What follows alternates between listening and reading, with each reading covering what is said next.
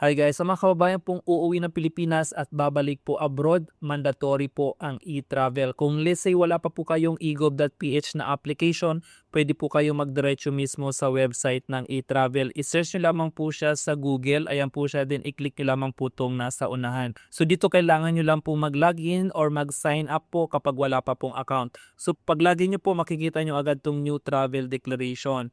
So dito guys, may dalawang option dito, may arrival entering the Philippines, departure leaving the Philippines. So uuwi tayo ng Pilipinas, syempre ang pipiliin natin arrival entering the Philippines. So dito guys, i-fill up nyo lamang yung mga required information, napaka self-explanatory po niya, napakadali lang po. Sundan nyo lamang po yung hinihingi nila. So yung information na po yan, makikita po yan sa ticket nyo po. Ilagay nyo lamang po dito, let's say flight information, anong pangalan ng airline na sasakay nyo, anong flight number, kung saan bansa kayo lilipad at anong airport kayo lilipad. So yun lang guys, mabilis lamang po yan, sundan nyo lamang po, and once you finish po, makikita nyo po yung QR code ng inyong e-travel. So yun lang guys, maraming salamat and please follow for more updates.